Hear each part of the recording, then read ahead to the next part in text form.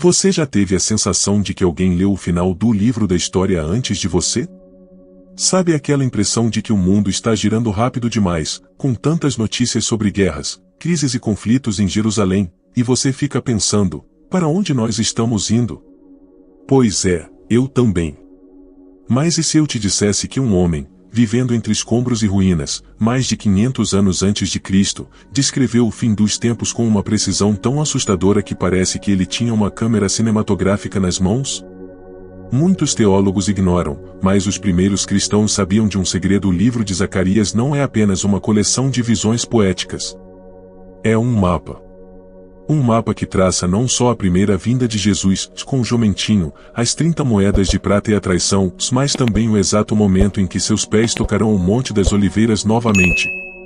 E o que acontece depois? Bem, o que acontece depois vai mudar tudo o que você pensa sobre o futuro. Fica comigo até o final, porque o que Zacarias viu no capítulo 14 vai te dar uma esperança que você talvez nem saiba que precisa hoje. Contexto histórico e relevância. Imagine voltar para casa e encontrar tudo em ruínas, cercado por inimigos e sem nenhuma perspectiva. Era assim que Israel vivia ao retornar do exílio babilônico por volta de 520 a.C. O livro de Zacarias nasce exatamente nesse caos, trazendo uma palavra de esperança sobre o plano de salvação para um povo que só conseguia enxergar escombros. Diferente de outros profetas, ele não apenas alertou sobre o presente, mas entregou um mapa sistemático ligando o templo reconstruído ao fim dos tempos. É curioso que teólogos modernos ignorem essa obra, enquanto os primeiros cristãos a usavam como a bússola definitiva para entender a redenção em Jesus. Zacarias era um sacerdote que entendia que a verdadeira força não nasce da política, mas da intimidade no silêncio do santuário. Ele olhava para a pobreza de Jerusalém, mas seus olhos espirituais filmavam o futuro com uma precisão que assusta qualquer historiador. Essa mudança de perspectiva é o que separa o desespero da fé inabalável, mostrando que Deus está no controle mesmo quando tudo parece desmoronar.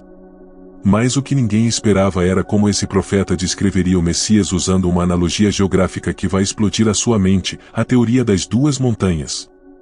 A arquitetura das duas montanhas. Imagine olhar para o horizonte e ver duas montanhas gigantescas, achando que estão lado a lado, mas sem enxergar o vale profundo que as separa. Foi exatamente assim que o profeta Zacarias enxergou a vinda do Messias, vendo a humilhação e a glória como eventos quase simultâneos. Os rabinos antigos quebravam a cabeça tentando unir essas duas figuras, o Messias sofredor e o Rei conquistador. Mas o Espírito Santo estava nos dando um aviso de que o plano de salvação aconteceria em dois atos distintos, separados por um abismo de tempo. De um lado, temos o Messias, filho de José, que veio como um servo humilde para ser rejeitado e morto pelos seus. Do outro, o Messias, filho de Davi, que voltará como um guerreiro glorioso para estabelecer o seu reino eterno na terra. Zacarias não apenas descreveu essas duas cenas, mas deixou pistas tão exatas que os primeiros cristãos reconheceram Jesus imediatamente. E para provar que isso não é apenas teoria, vamos olhar para 3 profecias absurdas sobre a primeira vinda que se cumpriram ao pé da letra. Profecias da primeira vinda, sua humilhação. Vamos começar com uma profecia que parece saída de um filme, onde o rei prometido entra na cidade montado num simples jumentinho. Séculos antes do Domingo de Ramos, Zacarias já descrevia essa cena de humildade que chocaria as expectativas de um povo que esperava um guerreiro. Mas o plano de salvação guardava uma traição ainda mais específica, com o preço exato de 30 moedas de prata jogadas na casa do Senhor.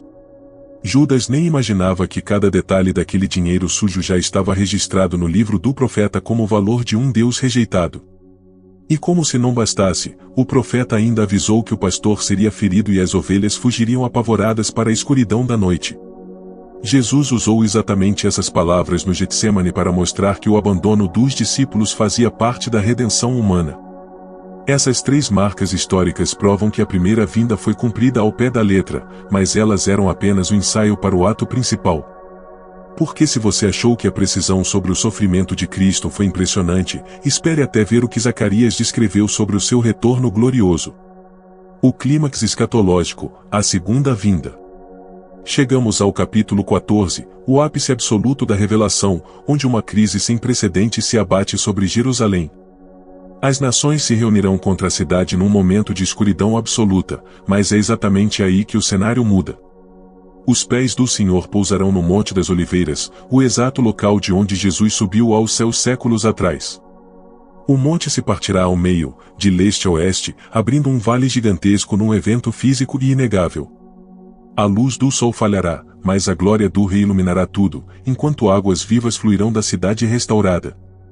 A confissão mais sagrada de Israel ganhará seu sentido universal, pois o Senhor será o único Rei da terra. Mas antes dessa adoração global, algo extraordinário precisa acontecer com o povo que rejeitou o Messias na cruz. Prepare o coração, porque a próxima visão de Zacarias revela um choro que vai comover até as pedras de Jerusalém. O arrependimento de Israel. Chegamos a um dos textos mais densos e teologicamente ousados de toda a Bíblia, em Zacarias 12. O próprio Deus fala em primeira pessoa e diz que será traspassado, uma afirmação que só faz sentido através da encarnação de Jesus. Israel olhará para aquele que rejeitou e chorará amargamente, como quem chora a perda de um filho único. Esse luto nacional é a chave para entender a promessa de que todo Israel será salvo, cumprindo o plano de redenção. Imagine a cena impactante de famílias inteiras, tribo por tribo, percebendo que o homem que foi pregado na cruz era o próprio Criador. Esse choro não é de derrota, mas o som de uma nação inteira sendo restaurada pela graça soberana e pelo amor de Deus.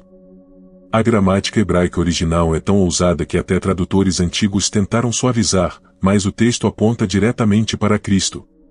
E é exatamente dessa restauração profunda que nasce a visão final do livro, onde o mundo inteiro finalmente entenderá o verdadeiro significado da adoração. O reino milenar e a santidade universal. O livro não termina em julgamento, mas numa cena surpreendente de adoração universal. Os sobreviventes das nações que antes combatiam contra Jerusalém agora sobem para celebrar a festa dos tabernáculos. Essa festa marcava o fim da peregrinação no deserto e o início do descanso pleno na presença de Deus. É a imagem perfeita de que o plano de salvação inclui gentios que antes eram inimigos, agora reconciliados pelo Rei. Mas o detalhe mais revolucionário está nos últimos versículos, onde até as panelas de cozinha e as campainhas dos cavalos serão consagradas. A inscrição Santidade ao Senhor deixará de ser exclusiva do sumo sacerdote para marcar os objetos mais comuns do dia a dia.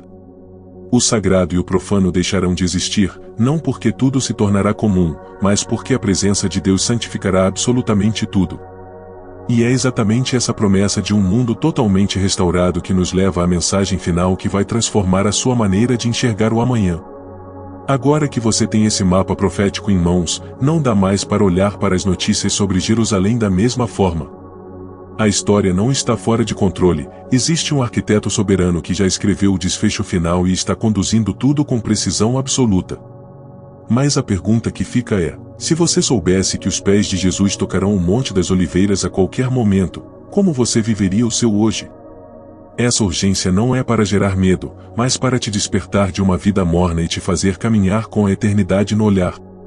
Se esse estudo abriu seus olhos para a profundidade do livro de Zacarias, já deixa o like e se inscreve no canal para não perder nenhuma revelação. Ative o sininho das notificações, porque toda semana trazemos conteúdos que vão fortalecer a sua fé e afiar o seu entendimento bíblico. Comenta aqui embaixo de qual cidade e país você está assistindo, quero saber até onde essa mensagem está alcançando. Maranata, vem Senhor Jesus, e que o seu retorno encontre a sua vida preparada e firme na rocha.